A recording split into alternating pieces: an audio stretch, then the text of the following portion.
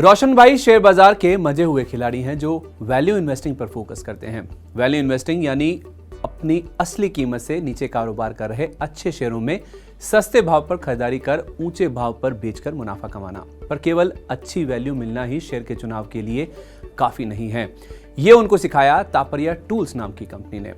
दरअसल हुआ यूं कि 30 मई को वित्त वर्ष 2023 के नतीजों के साथ साथ इस कंपनी ने ₹77.5 के डिविडेंड और 4:1 के बोनस शेयरों की घोषणा भी की थी।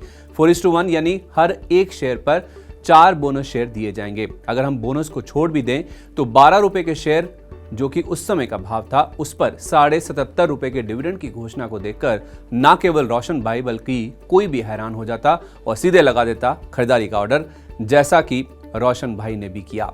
पर जैसे ही उन्होंने शेयर खरीदने के लिए बिड लगाई तो पता चला कि कंपनी के शेयर होल्डर्स शेयर बेच ही नहीं रहे और उससे भी ज्यादा इस कंपनी के ज्यादा शेयर ट्रेड ही नहीं होते, यानी वॉल्यूम इस शेयर में ना के बराबर है। खैर, रोशन भाई को शेयर खरीदने का मौका नहीं मिला, इस बात से तो उन्होंने अपने आप को किसी तरह से रोक लिया, पर वो अपने आप को ₹12 के शेयर पर ₹77.5 के डिविडेंड की गुत्थी सुलझाने से नहीं रोक पाए।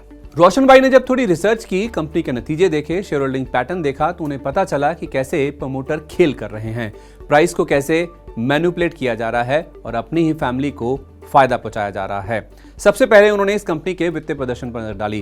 वित्त वर्ष 2023 में इस कंपनी की 764 करोड़ रुपए की आय थी और मुनाफा करीब 72 करोड़ रुपए का था, जबकि मार्केट कैप केवल 3.5 करोड़ रुपए के आसपास की थी। पर इससे तो कहानी और उलझ गई।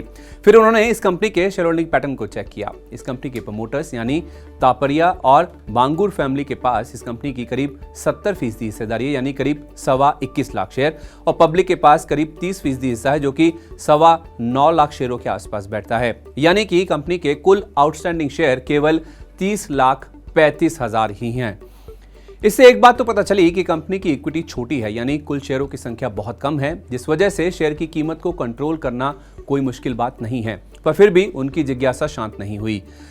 फिर उन्होंने पब्लिक शेयर होल्डर्स की डिटेल देखी तो पूरा माजरा ही साफ हो गया। इस कंपनी के पब्लिक शेयर होल्डर्स यानी आम निवेशकों में से ज्यादातर लोगों के सरनेम यानी कुल नाम तापरिया और बांगुर ही नजर आएंगे, यानी कि इनडायरेक्टली अब भी प्रमोटर्स के पास ही लगभग इस कंपनी का पूरा हिस्सा है और वही प्राइस को कंट्रोल कर रहे हैं। शायद यही कारण है कि इस कंपनी के प्रमोटर्स पर आरोप भी लगते रहे हैं कि फ्री फ्लोट को यानी खुले बाजार में ट्रेडिंग के लिए मौजूद शेयरों को खुद प्रमोटर्स ही कंट्रोल कर रहे हैं।